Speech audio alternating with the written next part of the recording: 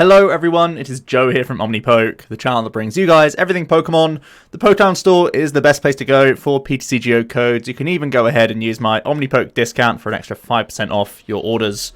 Jumping into today's video, we are going to be looking at Mew 3.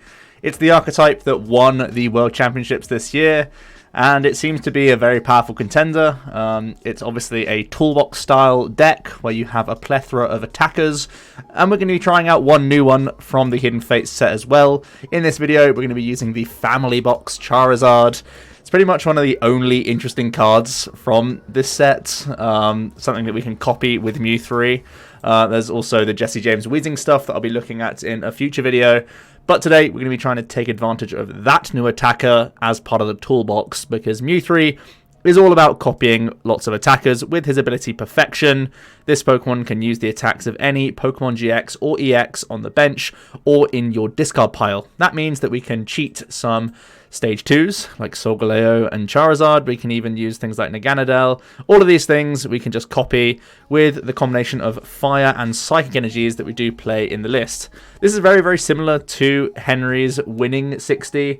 I think I've made 2 changes, Cobalion out for Charizard, and I also cut the radar for a Palpad, more sort of looking towards the...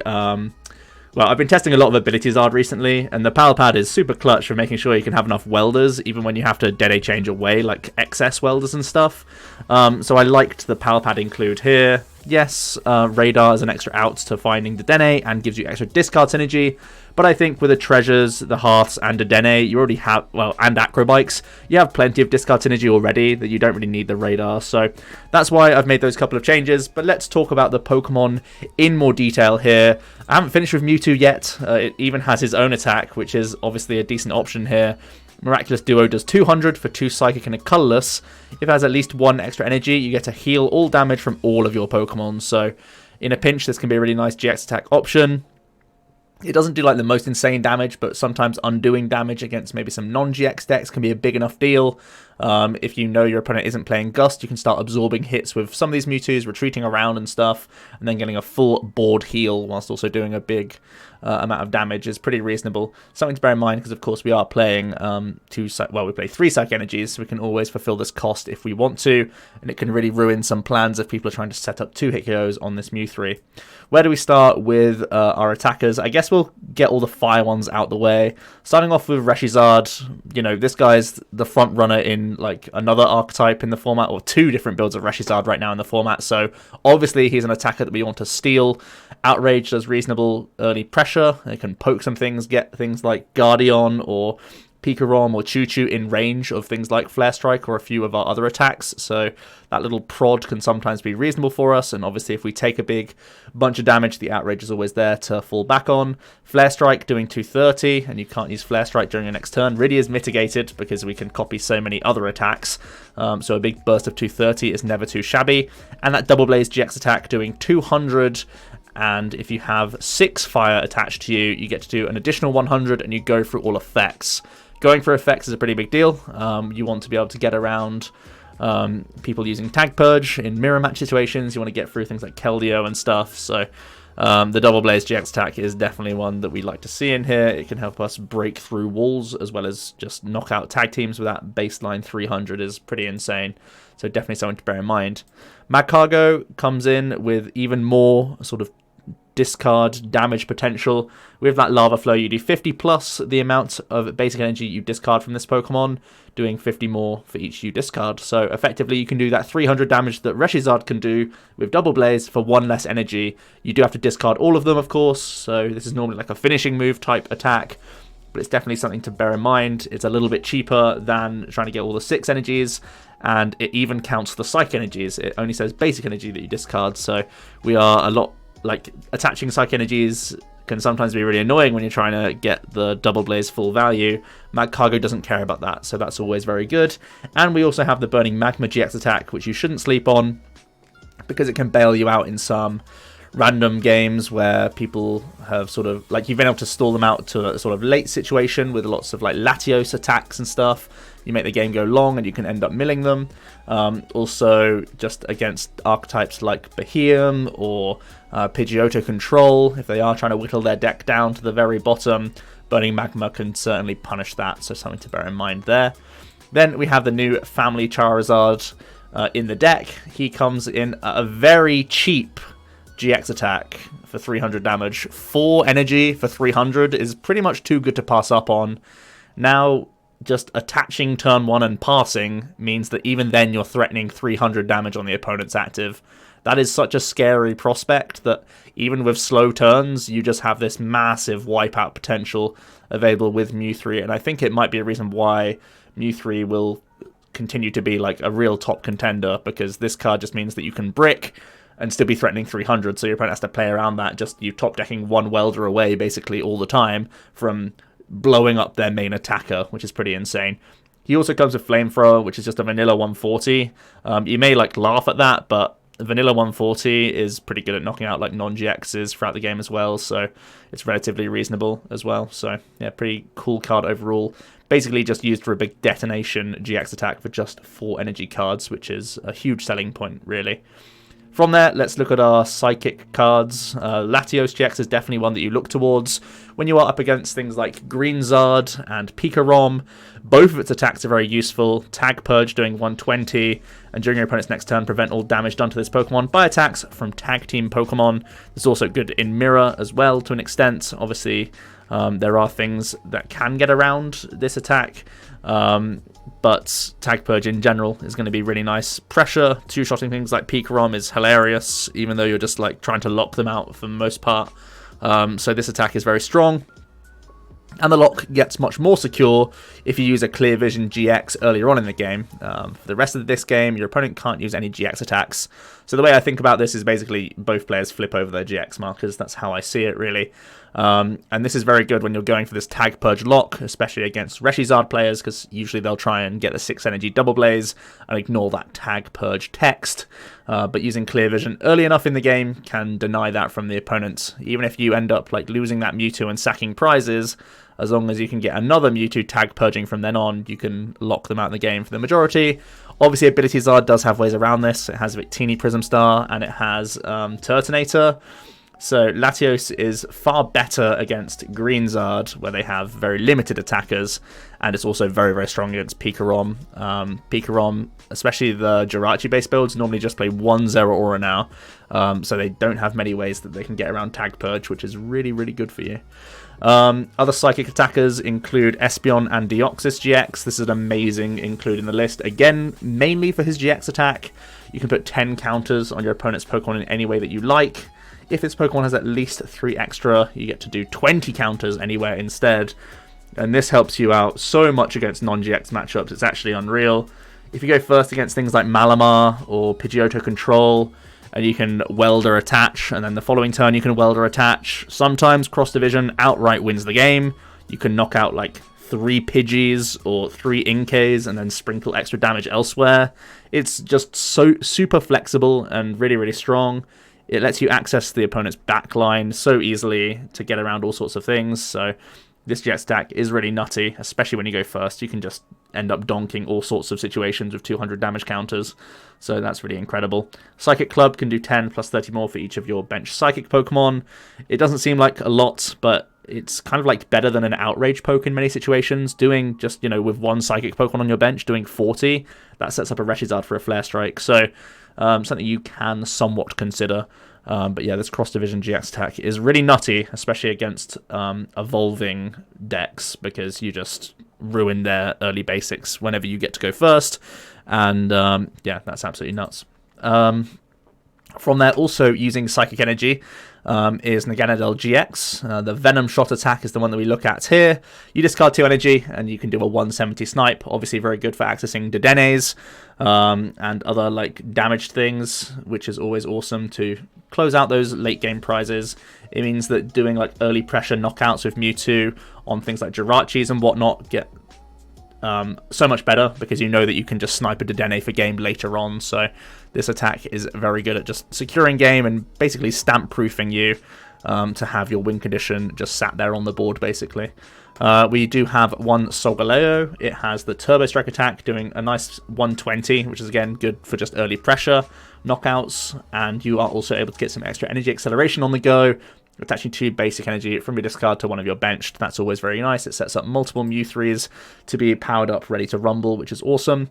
We have one Jirachi-GX, mainly in here for its Psychic Zone ability, so that your Mew3s aren't Psychic weak, which is definitely important because there is still Malamar around, and of course mirror matches can become a headache.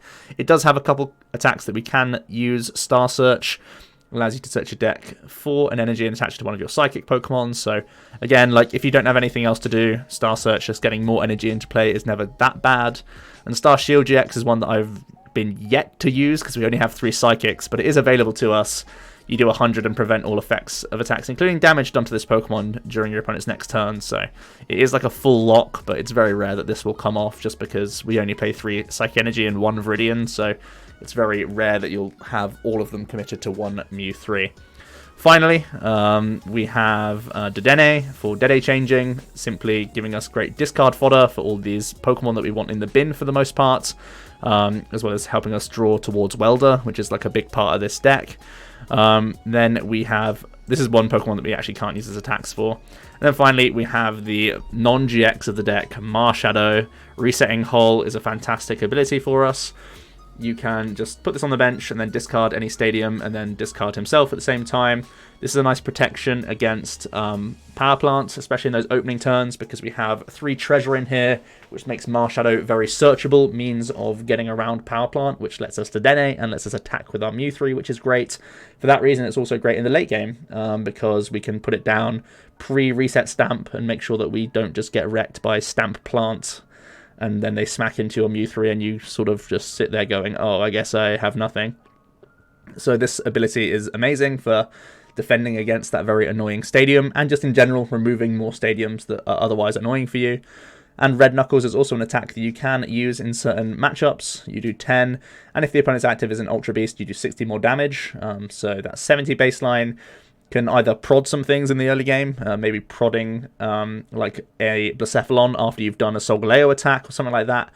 Could force them to find B-strings as well as custom catchers on their B-string turn. Also, of course, it can knock out Naganadels, which is good against, you know, Dark Box, and it's good against Blacephalon as well. It can knock out early Poipoles just for pressure. So the Marshadow, definitely a nice one-off to have in the deck. Onto the trainers now. It's a lot more simple. Basically, all the complexity of the deck is via the attackers. The toolbox is all up here. The rest of the deck is just trying to make that happen as much as possible. So I mentioned the Pal Pad. I like recycling Welder. It just gives you that peace of mind of Dedenneing away like excess ones that you draw into from Acrobikes and from all your what's it called, Pokegears and stuff. It just means that like if you Welder and like draw a Welder off the Welder, you don't feel so bad about Dedenne changing after that sort of option. So it just gives me a bit of peace of mind that we can sort of still close out the game and have enough energy acceleration in here. We are playing one Fire Crystal for reloading these fire energies, again, making Weld alive and just making sure that we don't run out of energy, because some of these guys are pretty hungry with their attack costs. You know, 6 energy here, sometimes 4 energy, sometimes like 5 or 6 energy here, 6 energy for this one. So oftentimes we will commit to one big Mew3, and the Fire Crystal means that we don't just simply run out and lose based off of that. Then we have 2 copies of Switch. It's mainly in here to get around annoying status conditions like Burning Confusion from a Blown or Paralysis from a Choo-Choo. And in general, if you don't start with your Mew3, all the other starters are pretty bad for you. Jirachi and Dedenne are low hit point non-GXs. Espeon Deoxys is a fat tag team. Also, Reshiram's a fat tag team. Latios is the only like good starter alongside the Mew3 itself. So having switches to get your main attacker into the active as quickly as possible is obviously a big deal. It's a fairly low count, but we do have builds to like dig on the turn where you have to try and find it. So I feel like we get away with it for the most part. And then we have 3 copies of Treasure. It can be extra discard synergy, as well as getting some of the most important tag teams. And, sorry, yeah, it gets Mew3, and it also gets some of your most important early game attackers, Like, Espeon Deoxys cross division early just wins games on his own sometimes, and also early Tag Purge and early Clear Vision is important against the tag team matchups. So Treasure being outs for these ones in particular is definitely good for you, as well as being outs for Marshadow for stadium removal. And then we have the 4 of the important stuff, Pokegear to increase our odds of getting Welder for the most part, and also Bills if we sort of need to dig for customs or whatever. 4 Bikes gives us discard synergy for these Pokemon, as well as just digging deeper into the deck. 4 Cherish Ball gets the whole gang. Sometimes you just get Cherish Balls for discard fodder with Dedenne, or with Hearth, or with whatever else, to get them in the bin. The customs for more sort of access to the opponent's bench. We do have customs plus Espeon Deoxys plus Naga, so we have lots of ways of accessing our opponent's backline if we really need to, which is great. Onto the stadiums, 3 Giant Half, 1 Viridian. I'm keeping with Henry's kind of approach. The Viridian obviously helps pick out these 3 of Psychic Energies for the Espeon Deoxys, Naga, Latios, and even Jirachi and Mewtwo's attack themselves. Whereas Half being just like a better thinning card for you in general, as well as having just way too good synergy with Welder to say no to. That's why we are going to play a couple copies of Bills. It can really help us grab things like custom catchers in the late game. It can help dig for Switch if we are being hit with those status conditions, as well as finding, you know, just the regular pieces that we're looking for the most part. Stadium removal for Power Plant, just more Cherish Balls and whatnot in those early turns. If you don't have a Welder, is always like reasonable. But Welder's still the start of the show, allowing you to get extra energies into play. It's just way too good to say no to, and that's basically what the deck's all about. So lots of options for the deck that like could go in here, so I'm not going to spend too long on it. The only real one that I cut from Henry's list is the Cobalion. Cobalion can help break locks from a few other attackers with that Iron Rule. Their Pokemon just can't attack, so you can stop them using Tag Purge against you, and then you can start doing it against them in like a mirror. Sometimes as well, you've just had a slower start. Iron Rule can like get you back a turn to get set up again. So you can go for that guy if you want to. Right now I wanted to try out Family-Zard because I feel like his GX attack sort of is a similar effect where you have a slow start, but then the following turn, like you can just Welder attach, boom, 300. So it kind of steals the tempo back in that regard instead. So I'm just going to save this up to make sure everything's good. And we'll get into some games. This is not always the easiest deck to pilot because we have to try and figure out all of our options available to us. And sequencing is also pretty interesting as well. So this is definitely an archetype that you need to get a few reps in with if you want to start taking it to tournaments. But there's no reason why this deck can't continue to remain in and around the top tables because of the amount of diversity in its attackers. There'll always be something for whatever situation you're in, is pretty much the mentality of Mew 3. We do get to go first here, which is great. We have a Welder, but just a couple Psych Energies. Looks like, wow, we're up against a Chandelier deck. This will definitely be one of those matchups where we might be able to simply Espeon Deoxys win early if we're able to dig towards maybe Giant Hearth. That would probably be something that we look for here. We get a couple Moles, which helps, but those aren't the best of draws. We pick up Dedenne, which is pretty reasonable. What do I want to draw here? I want to draw a Hearth more than anything, so I can Welder this turn. I feel like we're probably just going to burn these gears, not take anything from them.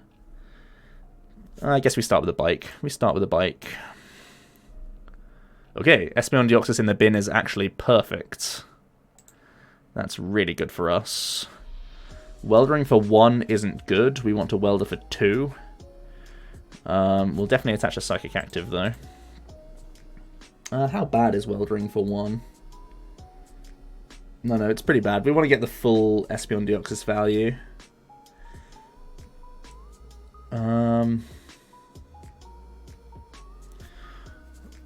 Okay, let's treasure this away. Let's get a Latios that we can just bin. I guess I could get another Mew 3 just in case I want to Solgaleo onto it. This isn't an attacker we need this matchup. 140 with Flamethrower is actually a pretty good attack that we can spam here. with no drawback because Chandelure has 140. So Family-Zard might be coming in clutch as well.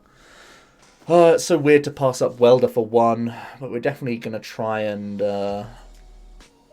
wreck him with SBDO, right? It's so greedy to Dead Change and just hope to find another Welder. I guess I'll be a little passive. Not going to try and high roll too high. Well, we would have at least found a Welder. More Psych Energies is also really annoying. It means we probably can't Dead Change this turn. We're going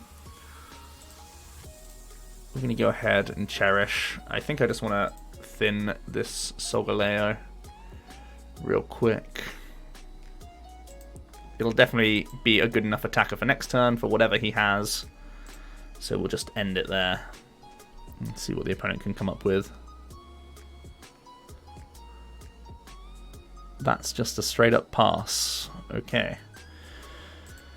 So, we want to try and dig for Custom Catcher this turn then. We have one in hand, so Poké Gearing for Bill would be ideal. Just a straight up flop, which is a shame. Psychic Energy to the bench is probably what we want to do here. I could get full value from Turbo Strike though if I just bin these. Yeah, I guess I just bin them. Okay.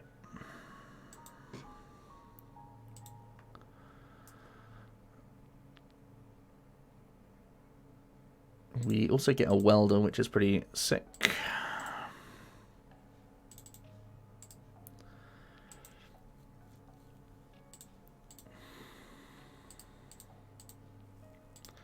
We'll go ahead and play this to the active.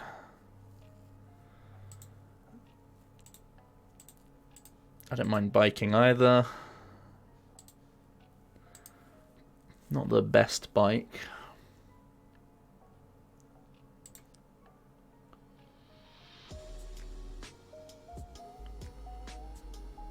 Four active, 3 bench seems like probably a pretty good option. I could also have just like used SBDO on the Litwick there, but I don't think it's right.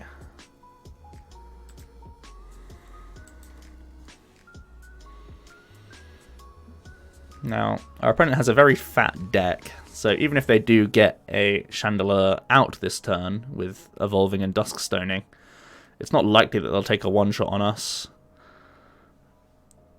Okay, they were holding Lampent Dusk.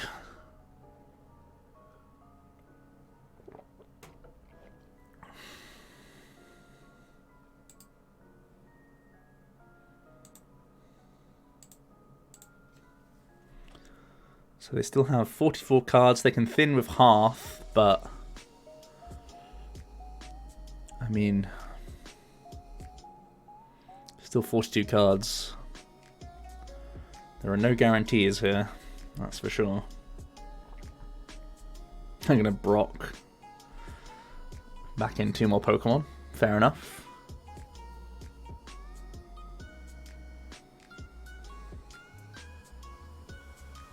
He just hit 2 Pokemon. Looks like it was a Chandelure and a Salazzle. That was a Lampent Salazzle, my bad.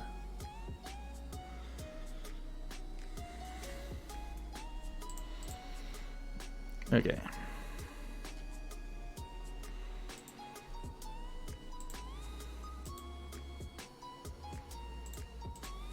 So we're going to start thinning more and more of these Pokemon out of our deck. We don't want to see them basically ever again.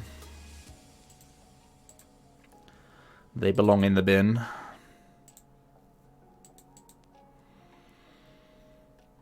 Three card hand for them, but they do have Salaz.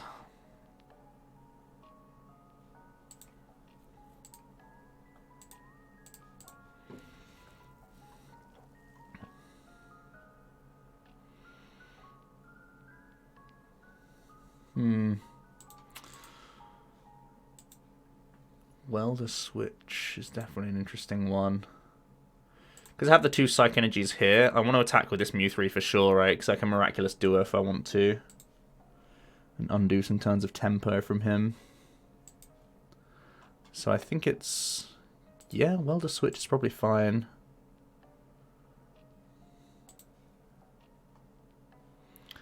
It might be Switch Custom. I have enough energies in play.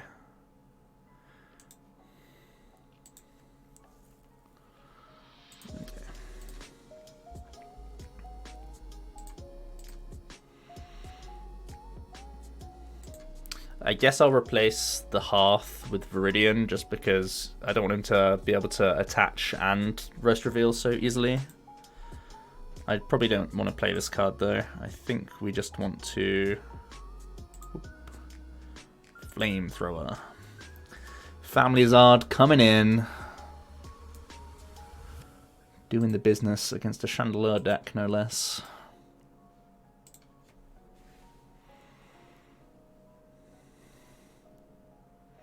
Chandelure is definitely an interesting deck, right? Because it can play all the good Fire Stage ones, like Magcargo, Salazzle, Ninetales. Yeah, there's the Ninetales. So, in theory, it has answers to like just about everything. You just have to cheese them out is the problem. They are gonna Viridian away that Tails to grab one fire, get a roast going.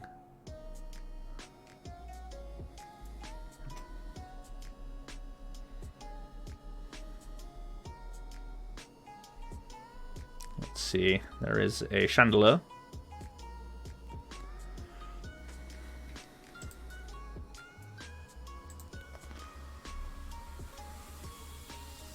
There's an energy. How much are they going to do, boys? Well, they can calm back in a Pokemon for better odds. If they choose to fail search, or they can choose to get an actual good like stage, like a good basic down, like a Vulpix. Looks like he's not just playing the 4 Pokemon build. Oh, he's going to just grab a Lampent. Okay. Why would he play? Why he definitely should not play Psychic Lampents. It means he can't cheat these ones into play. He 100% should just be playing pure red stuff. It's actually like super punishing for him. Maybe they don't have enough red Chandelures. Okay, they once again get 2 Pokemon.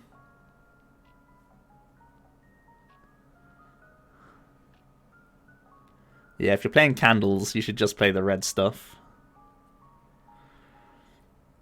Okay, so he has 1 card in hand. Seems like it's probably good for us to reset hull this Viridian.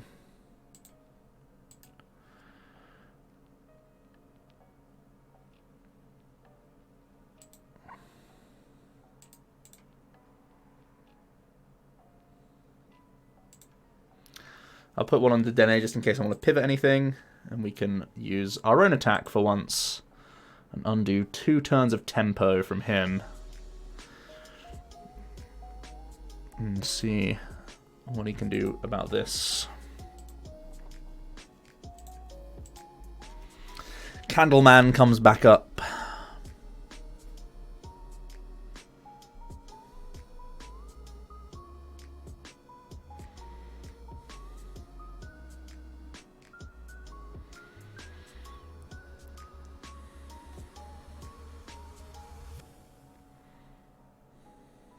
They are able to roast. The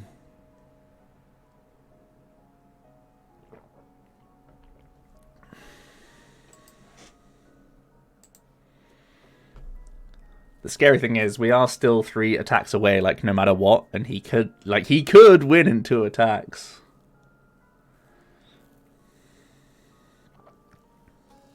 Judge, okay. Interesting.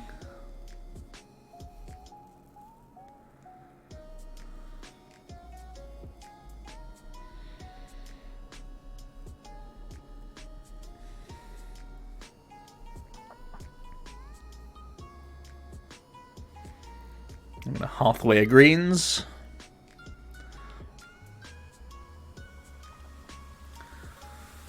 Now the deck is starting to look thinner for them. Still Just one hit. Wow. It's not ideal for him. There's a Charizard, though. Charizard's a great backup attacker for their deck.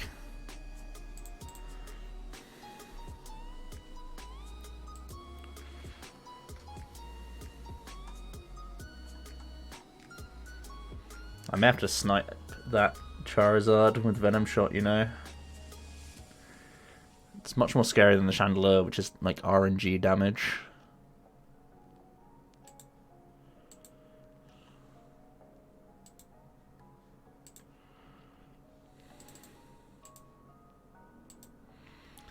We do still have our Fire Crystals, so is paying Retreat correct? It's probably not when he's got the Vulpix down already. I should probably just attach and Venom Shot him. Venom Shot the Zard.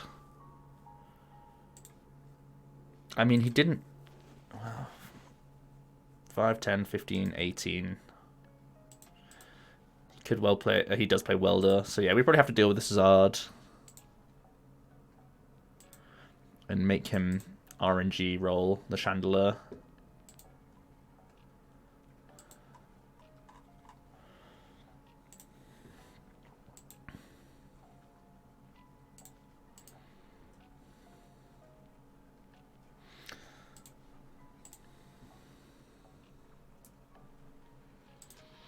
Alright, let's...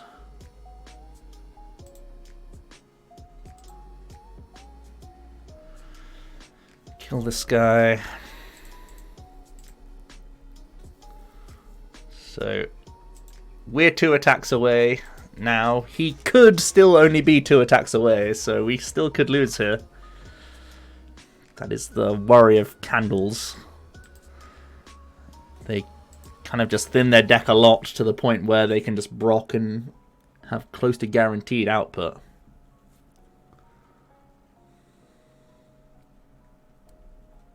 They do need to hit all 5 if they want to knock out our benched Mew 3. Even this turn they need to hit 4 Pokemon if they want to knock out the active. Looks like they're... well, so far we haven't seen any of the damage buffing cards. Oftentimes they play things like Incineroar and Delphox to make their multiplier a bit easier on them for RNG. They're gonna roast some cards.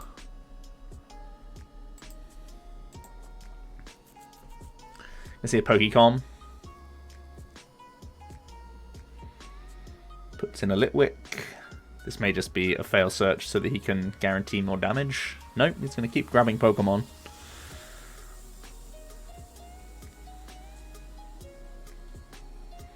Setting up a Chandelure the old-fashioned way, and once again, it just... looks like this Chandelure build doesn't have enough Pokemon in the deck, by the looks of things. It's built too normal, I guess.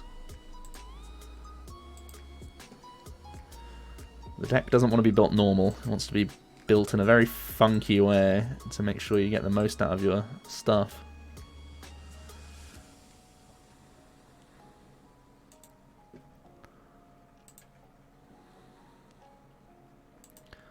So now we can't lose, right?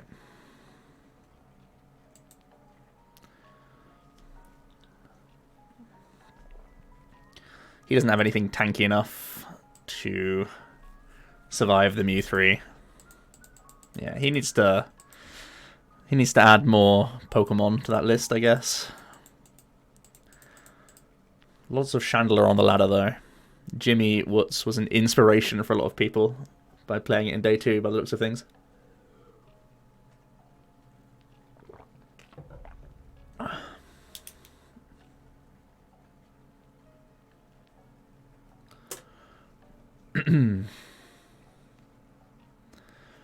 We definitely could have closed that game earlier as well if we had SBDO'd for the full value. He actually passed on turn 1, so if we had welded for full value, we could have won on turn 2.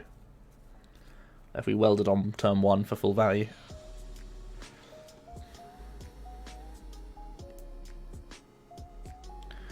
Alright, we start off with a Latios start, which isn't too bad.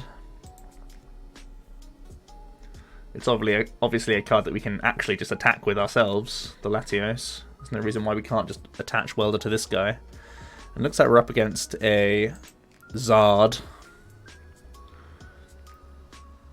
And we are going second as well, so it might be a turn 1 Clear Vision from us. Clear Vision is very good against Green Zard.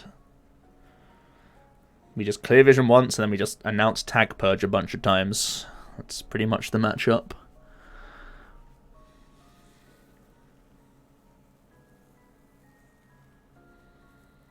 Their Volcanion army can't kill 2 Mew3s. So...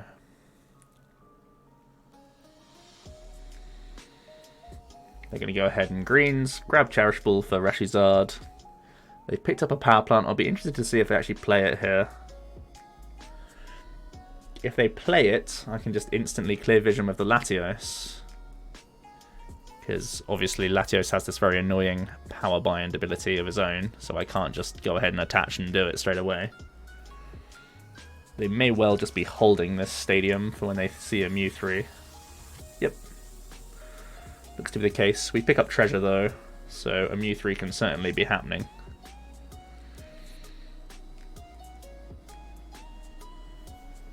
I think we're going to toss a Bill here. Or do I half?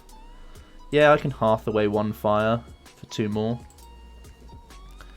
And then toss the Bill.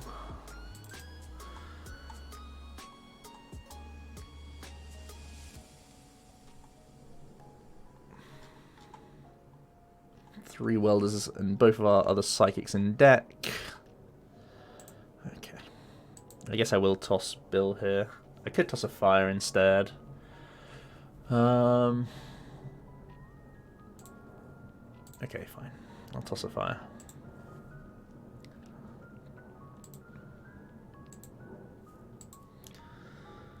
Welder's the absolute dream. But I'm probably just going to... I mean, he didn't get 3 energy on, so I can definitely just Clear Vision this turn. Maybe it's more correct to Bills first this turn. Maybe it's more correct. It gives me counter stadiums, potentially.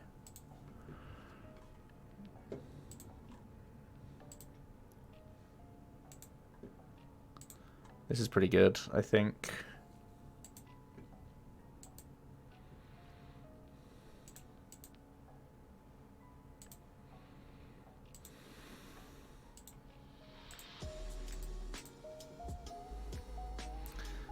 I don't really want to bench this Marshadow. We want to just flip over both of our GX counters, basically. It's a lot scarier to go for this play if they do Welder and attach 3 to the Zard in the back. But the good thing about Green Zard is they play a low switch count, so you can still sometimes run that risk that they have to Welder again and then find like 1 or 2 copies of their switch. Sorry, find 1 of their 2 copies of switch. Just kind of like high rolling a little bit.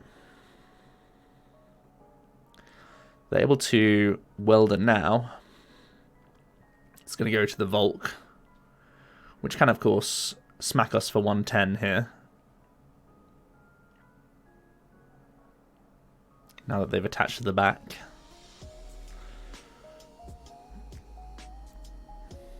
But essentially, 2 Mewtwo's can always outrun 4 Baby Volks, because we one-shot them all the time. They 3-shot us, and then eventually Tag Purge will be doing their business.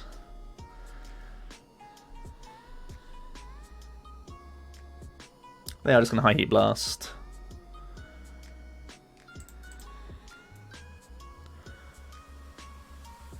Which is the best thing that I can throw away here. I think threatening the 300 to win next turn sounds good.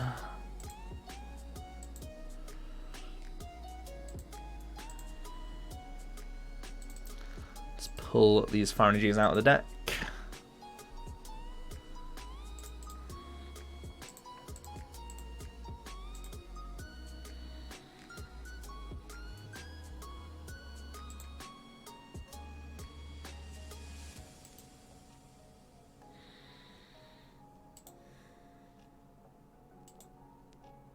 Let's Tag Purge. Oh wait, I can't threaten 300 because I've already GX'd. I'm being dumb. So there was definitely a better target that I could have got.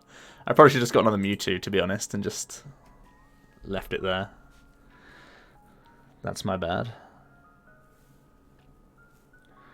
I just like seeing the Family-Zard, man. Look at him. What a beast. What a bro. No text required to be an insane card.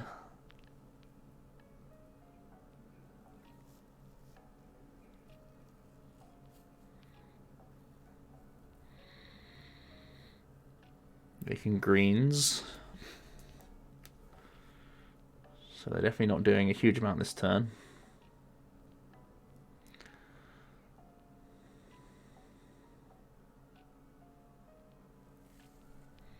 They're really going to stamp at 5 prizes.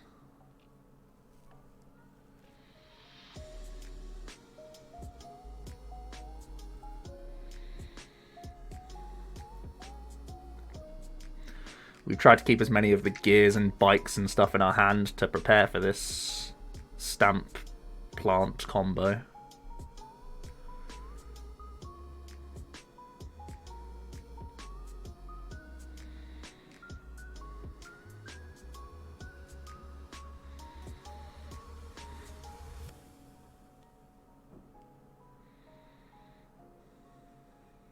Taking a hearth away. A herb. Grab a couple of reds. There is the power plant.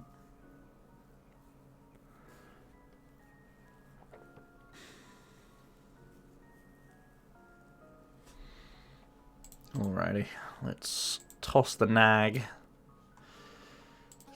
Go ahead and grab that Marshadow.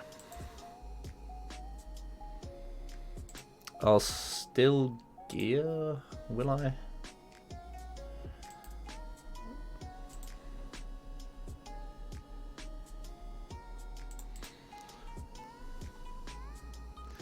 See, this bill is very tempting, because if I can bill and find a counter stadium, I can hold the Marshadow, which is pretty good.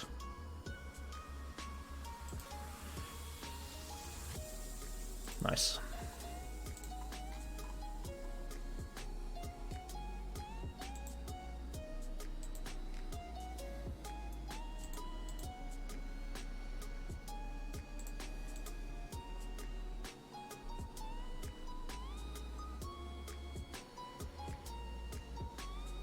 This is the one I should have got instead of the Family-Zard for sure, but now I think I want to get another Mew 3 and get attaching to him. It means you can custom and smack the Mew 3 actually. Maybe I just sit here with one Mew 3 and keep thinning these attackers.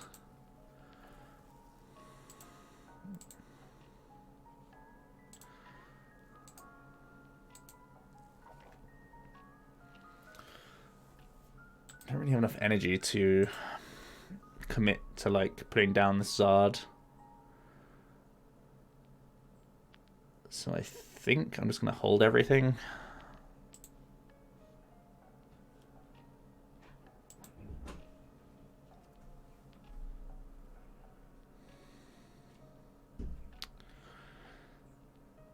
It's weird. We should be like super favored with this tag purge spam. Maybe the best answer was just attaching to the Latios itself, actually, here. He's probably going to try and custom kill it anyway, though.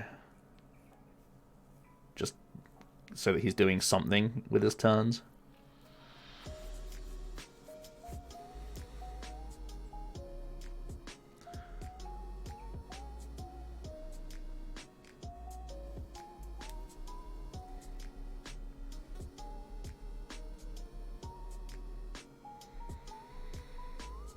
They're going to play Pokegear. They're going to grab themselves Lusamine.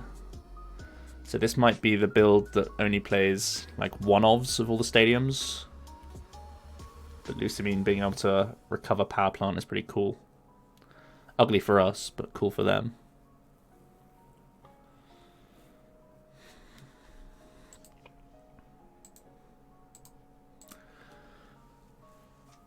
You're going to attach to the bench. Zard. Gonna play that Lusamine.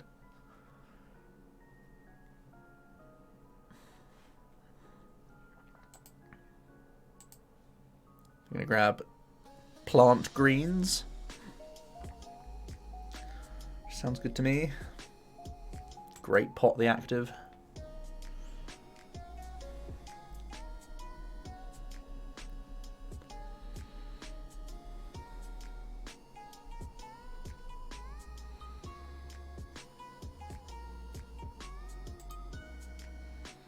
I think we're pretty happy to leave pretty much everything. He knows that we have the Marshadow in hand. But he just greens for customs, kill the Marshadow, greens for customs for this, and then... I don't think it's bad if he customs the Marshadow, to be honest. Oh wait, he can't greens for customs for Marshadow, but... Oh yeah, he can with Outrage. I mean, basically, he's just gonna stamp plant us again, I guess is probably his plan.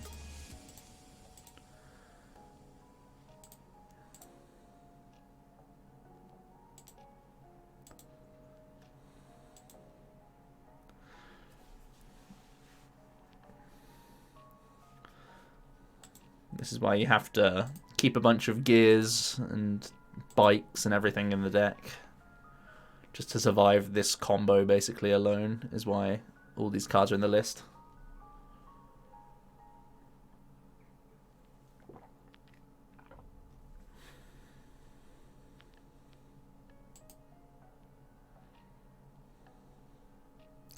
They are going to greens for customs, by the looks of things. So they can go for an Outrage knockout in the back. They can also replace Stadium if they want to. They probably only do it if they had Stamp as well, though. If they have a good short-term memory, at least.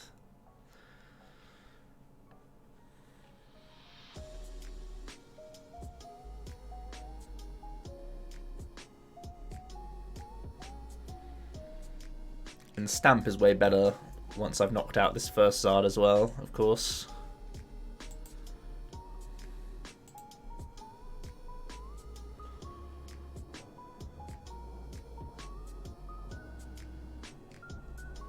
It's probably his debate right now. He's thinking, do I pull the trigger now with Plant Stamp? Or do I just let this one Zard go down and try and Plant Stamp next turn?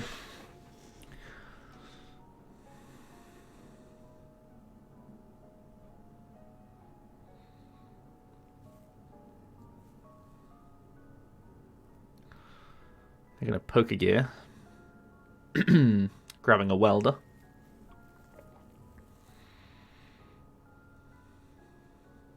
Yep, they're just going to Outrage.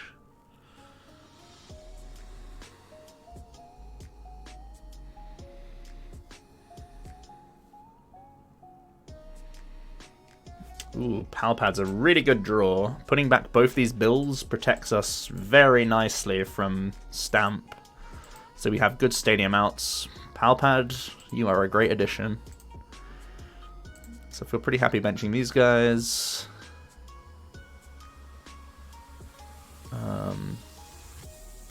I could drop Zard to draw one off custom.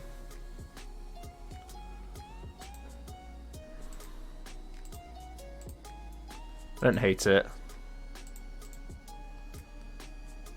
That's actually a really horrible draw. Okay.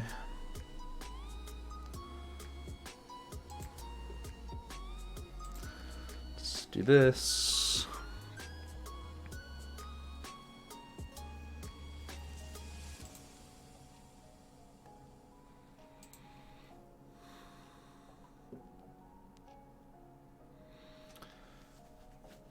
We probably just want to thin a card that's not important to us. So I think I'll bench both of these. Just attach the active.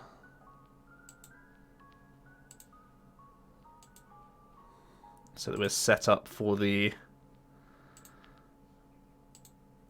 Magcargo knockout next turn.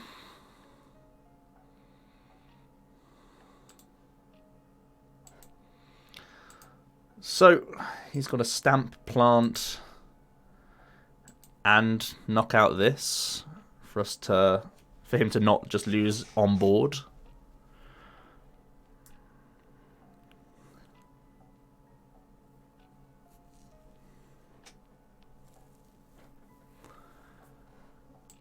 And even then, we still have all of our Acrobikes. Custom Catcher becomes a draw card now.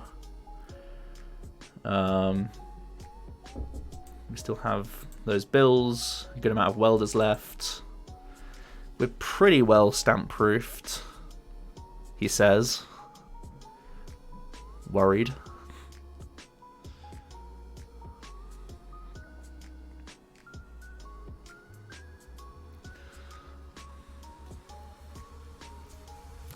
So there are the customs for the little Martian. Is there a follow-up stamp?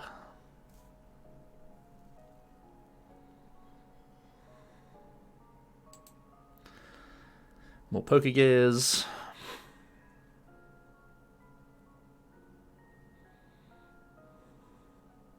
No. Okay. We just have game.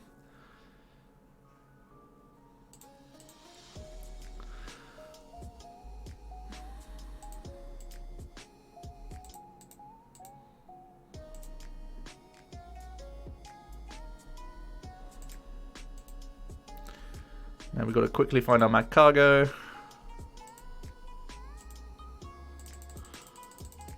Before he concedes.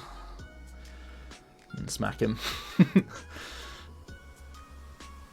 There they all go. Alright, that was a pretty convincing win. We were able to do the Latios thing early because they couldn't welder turn 1.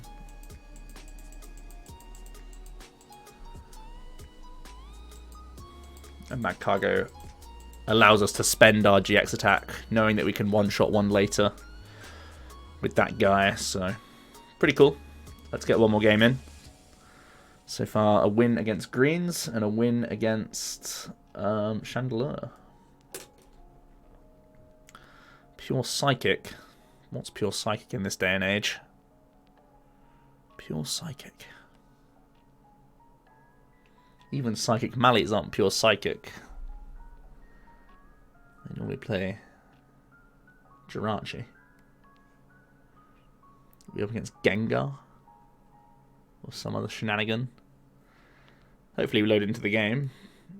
PTCG has been doing this a little bit lately. I may have to quickly reload the game. Feels bad, man. Okay, let's... Ooh. Ooh. Yeah, maybe.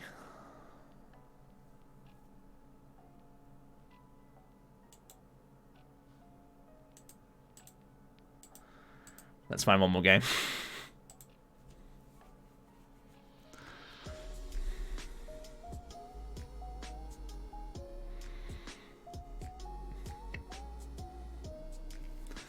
So yeah, there aren't many real threats from the new set. I think naturally Mew 3 isn't that bad against Pidgeot to control with your SBDO. Just remember that you have to bench it in that matchup, otherwise they can giraffe it away. Pretty ugly hand here to kick things off. Let's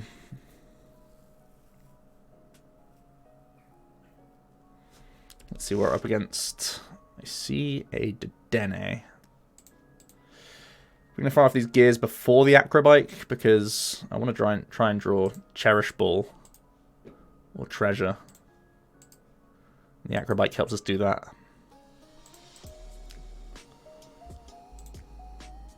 Easy choice.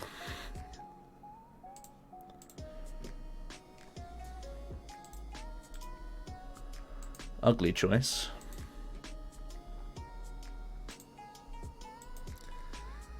So, playing the Hearth is actually really ugly, right? Because I want to try and use Dedenne Change. But Dedenne changing away 5 energy and Fire Crystal is so gross. So I probably have to hold off on Hearth.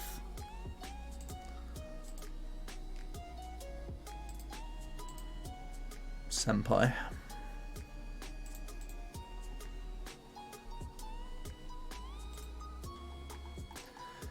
6, 7, 8 energies to work with. Otherwise we'd only have 6 energies to work with, and that's just not enough energies. Alright. Do I want to attach to a little Martian to retreat him if I have to? I mean, I don't really know what I'm up against. So I don't know how integral it is to actually get swinging with Mew3 next turn for like 300 or something. I guess I will, just because I'm a little concerned about our low energy count right now in our deck.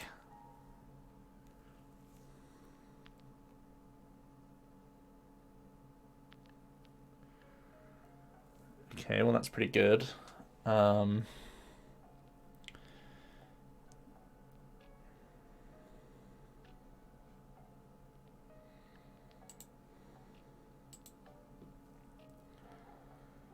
Gross.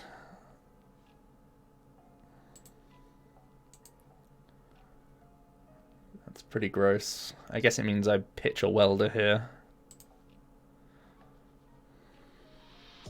And then I probably pitch my top deck with Hearth so that I can do stuff with Mew3 next turn.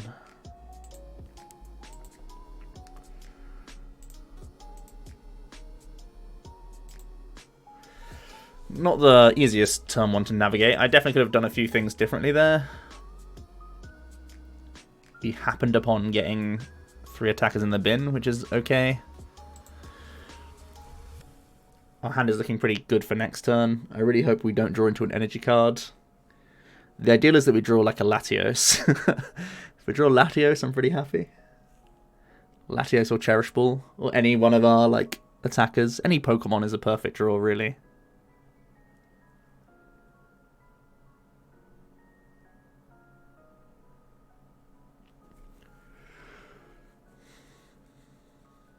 Let's see what our opponent is up to.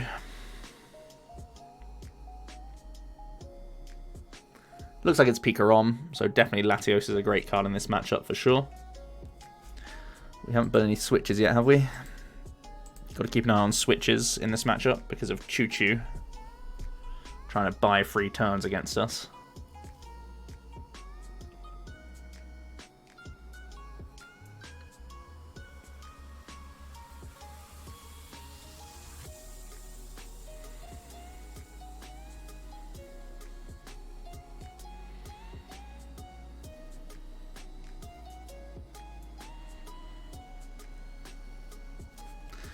I'm going to radar for the usual suspects, getting rid of 2 lightnings as well. Their hand's pretty good by the looks of things. They can calm in a Pokemon to change it for a Prism, which sounds pretty good. They can nav. Yikes.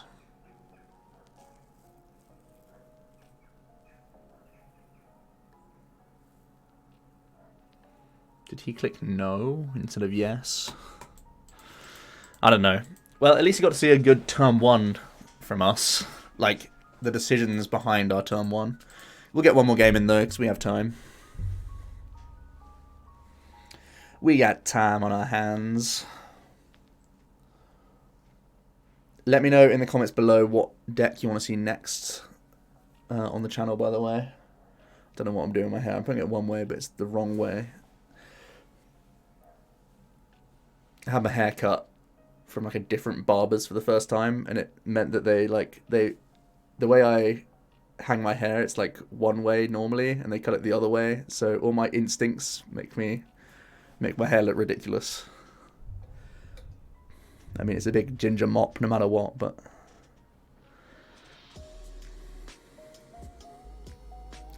hopefully we can load into this game. Damn it, PTCGO, why you do this?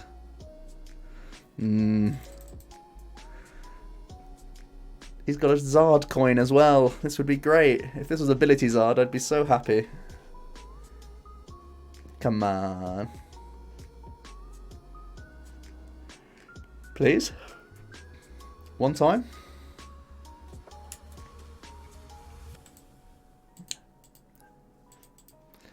Oh, good. Not even letting me concede. Perfect. PTCGO. Bear with me, team. I'm a one-take man, so we'll just log back in. Should be coming up on the screen in a minute. There you go.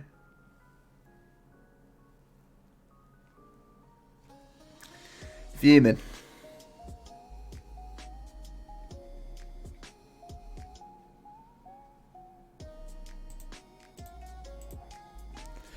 Okay, one last try.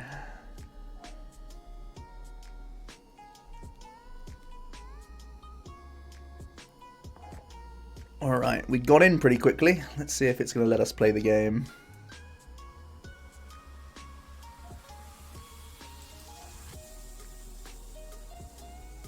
Stunning. We can play the game. Alright. Starting with our one of Latios a lot, which is cool. You never mind it, really.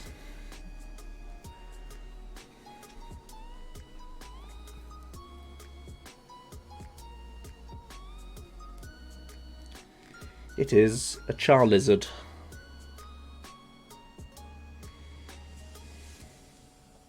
See, straight out the gate, you really have to pause and think about all your options. Cherish Ball's got to be Dedenne. Treasure's probably getting rid of the custom. And no, I can probably get rid of the bills. I don't want to bills this turn. I made custom for cards. So we're going to get a binnable psychic type, which is probably just going to be Nag. And then we're going to treasure for Mew 3. Then we're going to attach to Mew 3. I should probably do the Cherish Ball Dedenne thing first.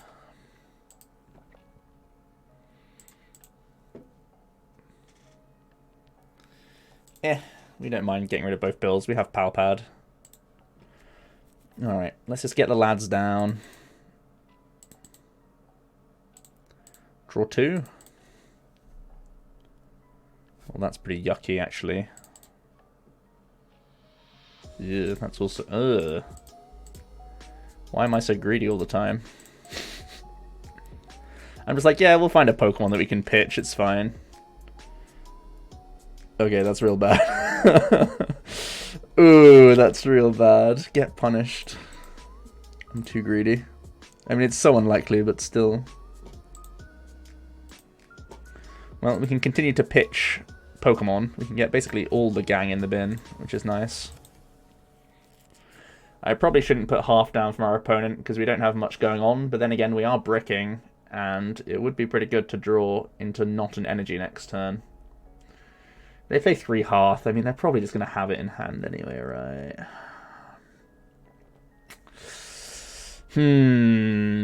Making us brick less versus giving them an optimal turn 1.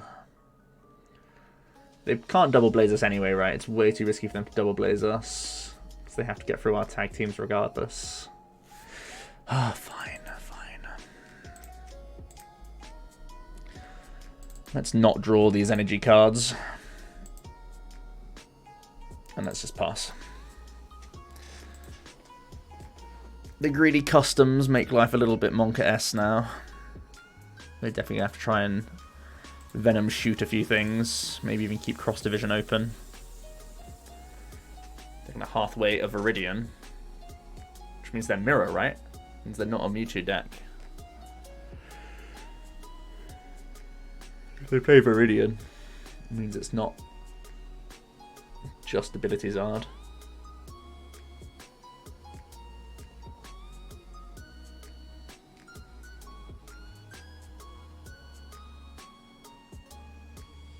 Wait. Maybe it is.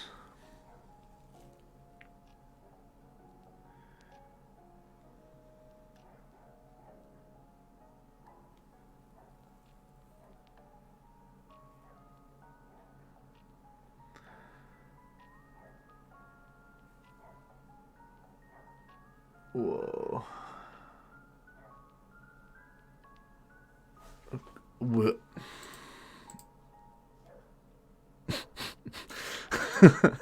That gets a wow face from me.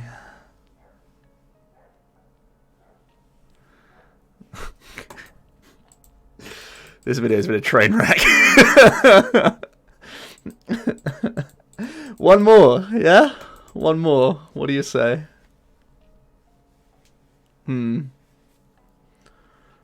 Interesting.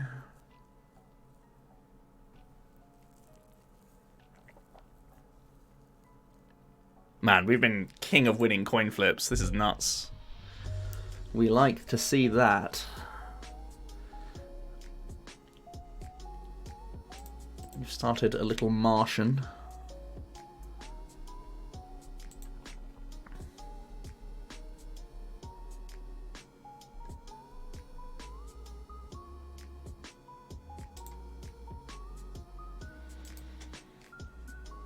Okay, let's have a look at some stuff. Dedenne normally looks pretty reasonable. We'll probably treasure away a gear for a Mew 3, welder to Mew 3 for 1. Our Psych Energies are in here, SB Dio's in here, which is good to know whenever you see opposing players use Jirachis, because you can try and crumb those guys.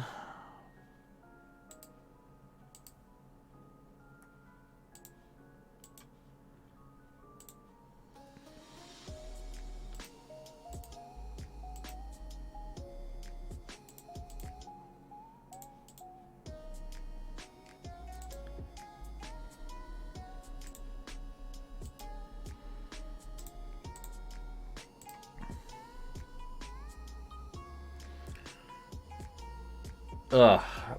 Now, we don't know what we're up against. So Dedenne changing away this could be game losing if we're against the wrong deck. So I guess we have to put it down.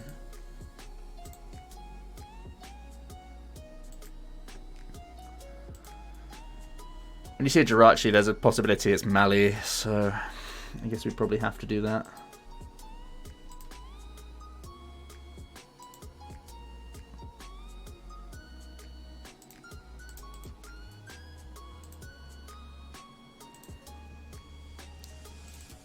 Let's not reveal the Zard just yet.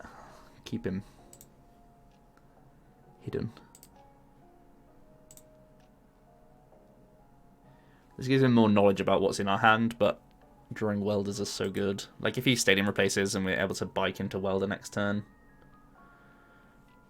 I might just play the pad now actually.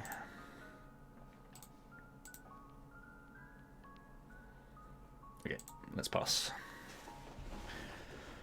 Holding the Acro just in case I can Hearth again to have even better odds for the Welder.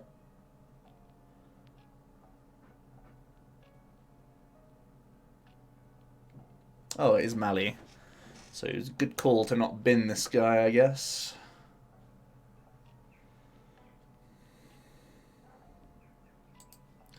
Unfortunately, we've not been able to Welder for full value, so we can't set up SBDO to just close the game like instantly.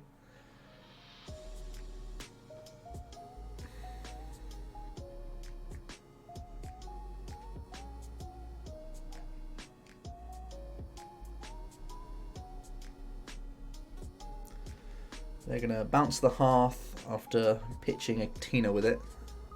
Common and Mally getting K. Let's see what else they're working with. It's going to be a nice Lily, possibly. Yep.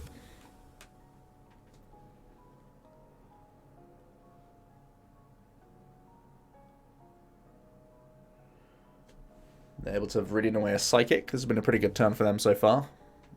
They haven't Stellar Wished yet either. They could try and get more treasures. They've got bikes as well.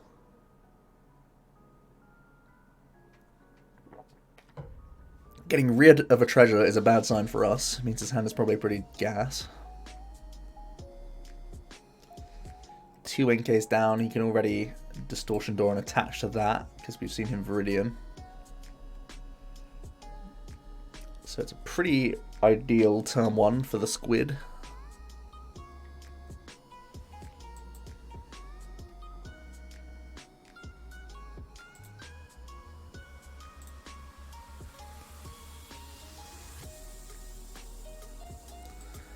They have another Com. Gets a Dawn Wings back into the deck. I've not seen Dawn Wings in many Mallies for a while. They're going to get a backup Jirachi by the looks of things to pivot. Just in case I slugged the active, which may well be happening. we do have the Solgaleo already in there, so it's not unlikely that we'll be socking it to him.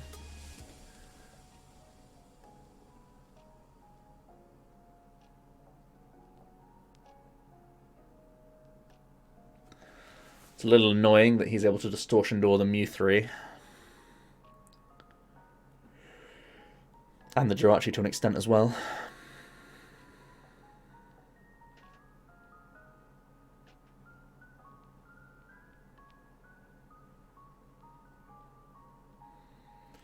Just your average Mally turn 1, I guess.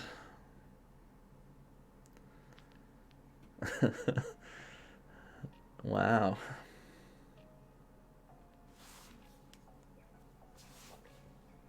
Oh, whoa, he chose not to Tina attach. Whoa, that's pretty wild. You probably should be doing that. Now I can pay retreat and he doesn't Distortion Door this as well. This is all kinds of amazing for us.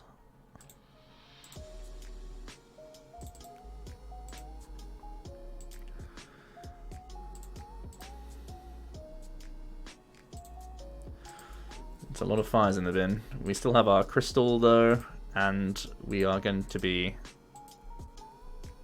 using Solgaleo this turn.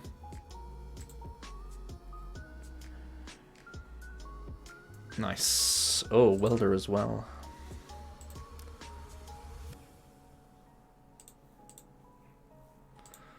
One custom down. Okay. Fine. Fine. Why? This game. Customs are so tilting.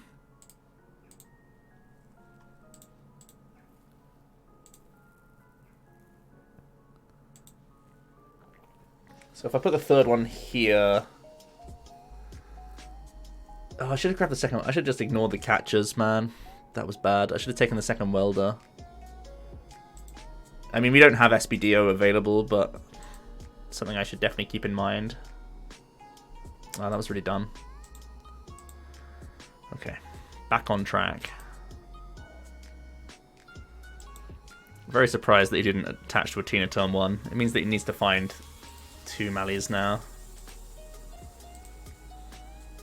Just do a Giratina attack. And he has used a lot of treasures and comms already. Weird.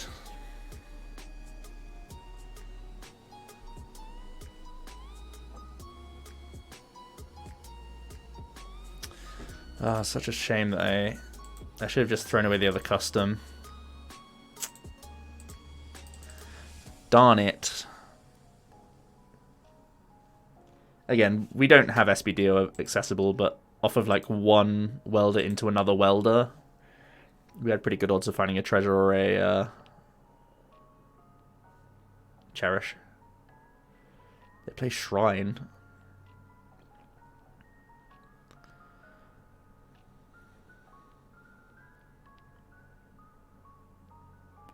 Looks like they still are able to get a couple of Mallies.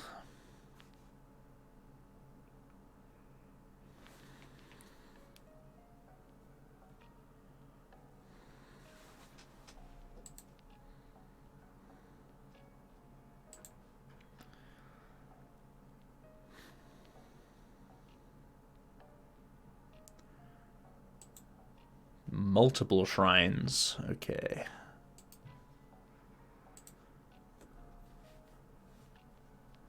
Are they this time able to get Giratina rolling? Here we go. He's going to open the door.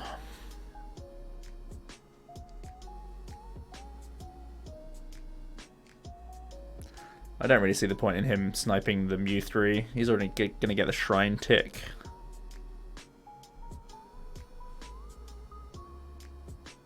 No, I don't see why. Maybe Esper plays is the only thing I can think of.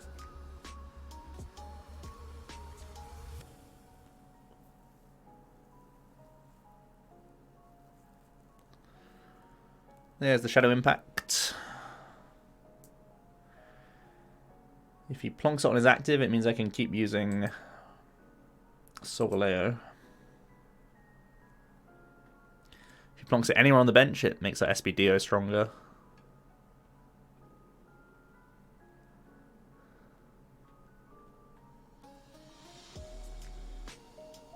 Man, I would have had the way to do Espeon this turn for full value. That's so upsetting.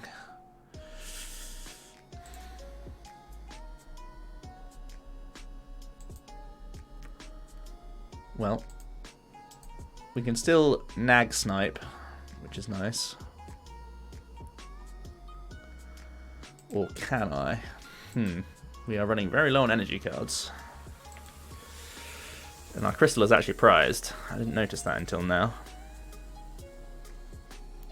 So taking the welder would have been definitely wrong, I guess.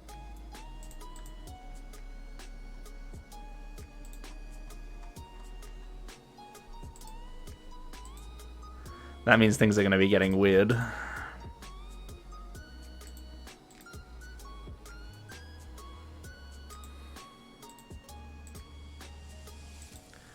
That's for sure.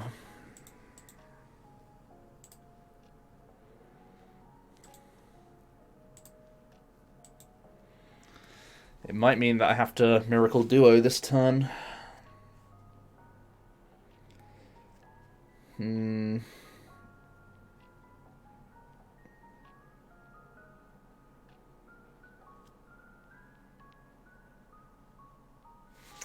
It's so early to Miraculous Duo. It's so early. But we need to get this crystal out of prizes, that's for sure. What other attacker could I use for 3 energy? Yeah, not much. Oh, him damaging the bench is so punishable by Espeon as well. It's such a shame. I guess we got a duo. It's just so early. We could get this for so much more value later. Matchup's going to be hard now, guys. Definitely going to be hard.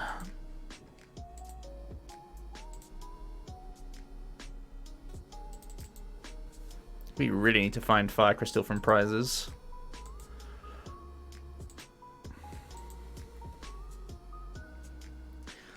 His second shrine is in hand as well, so we can still two-shot this guy, even though we've not popped spell tags or anything. Ah, such a pain. Shrine, though. Get out of here.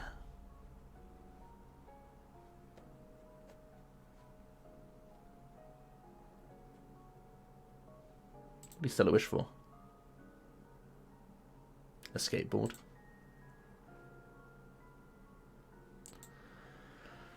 I think we've been Mally high rolled. Feels bad. You waited all this time just to see this. The feels.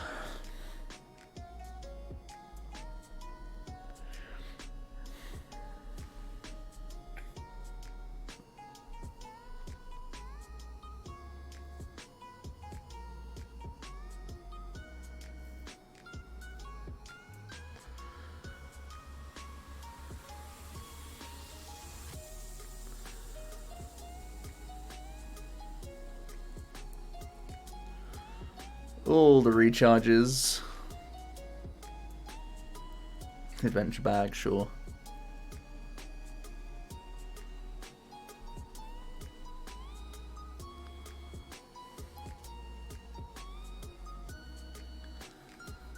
Oh, he knows.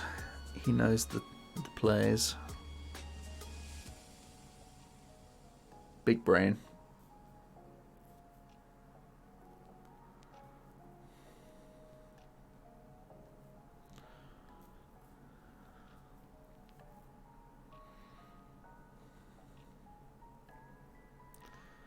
Yeah, I'm pretty sure we're in a horrible spot now.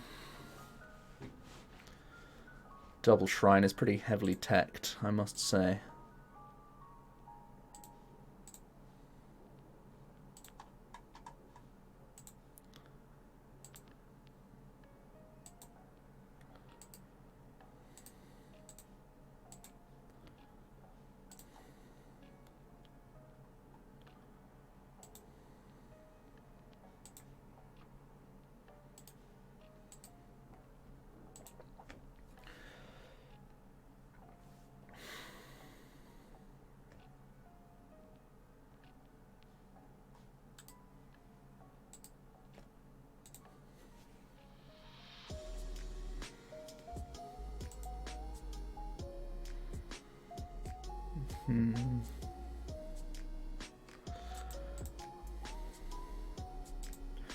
How many switches has he played? Only one.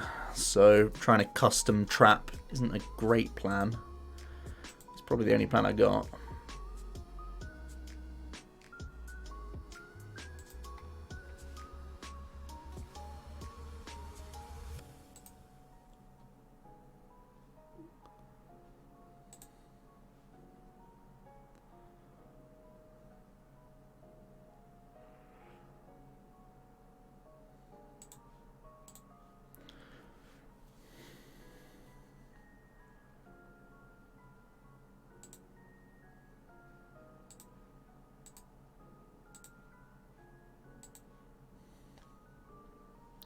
Crystal?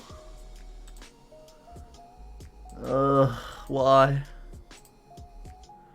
Why game?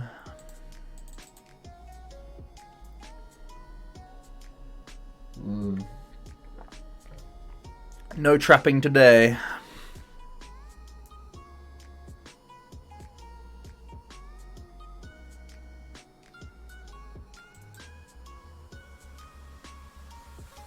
This probably just straight up wrecks us. He can GX if he wants to. He could still, yeah.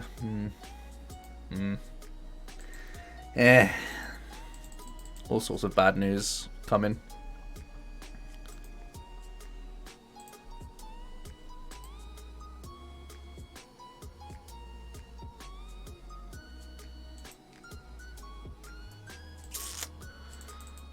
Sometimes you get Mally high rolled. It always feels like if we could Welder for full value on turn 1, we would just win as well. We would have been able to beat both Inkays. And then he'd be left with Jirachi Inkays as turn 2 board state with no energies in play. He would have just lost instantly. Why? Why do we never Welder for full value? 8 energy may not be enough. 8 fire.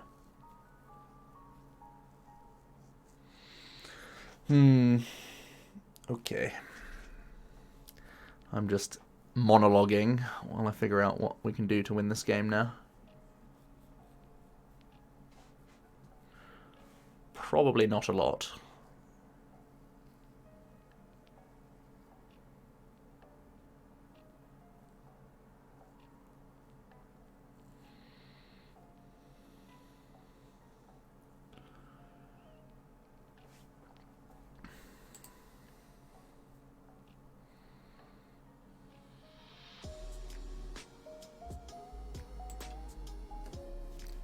In comes Dawnwings. Yeah, we literally can't do anything about this, right?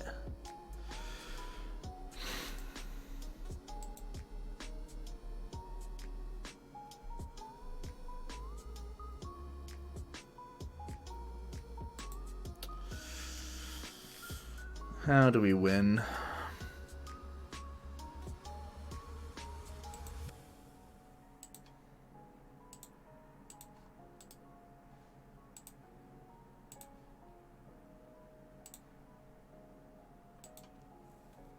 Probably involves us turbo striking to the back this turn.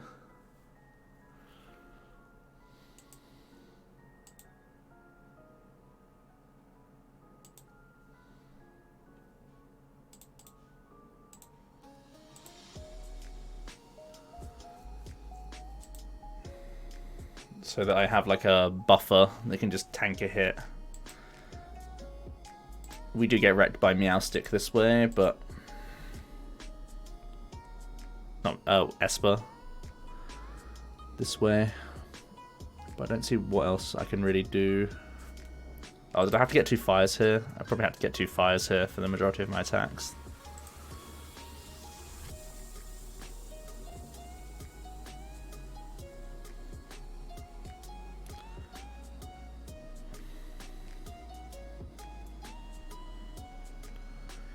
Yeah, this is a shambles. We're absolutely getting wrecked.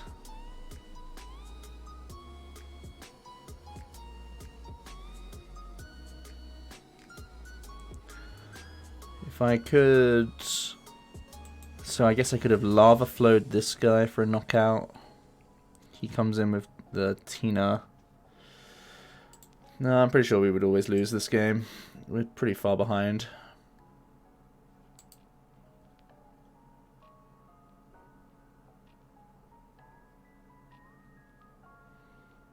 Is there anything I can do?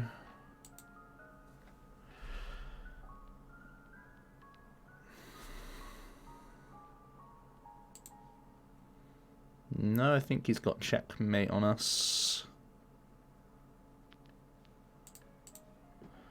Well, him hitting the active means it's not checkmate, but he's probably definitely got good old Meowstic to wreck us anyway. How many energies in his discard pile? 1, 4. Okay.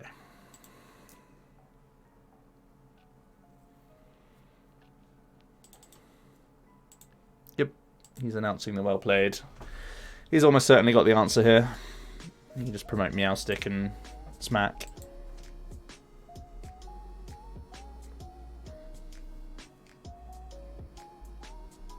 Esper. I keep calling it Meowstic. Esper. Okay, we'll save him some time. Alright. Sometimes Mally gets 2 Jirachis, 3 Inkas down turn 1. And then life gets rough for you. When you can't Espeon Deoxys kill them all. Also, we were unable to do... Well, I mean, half our attacks weren't accessible because this guy was prized.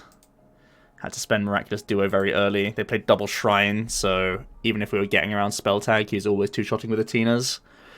So it was a Mally that drew well, that also had techs for us, so I guess it's fair that we lost that game.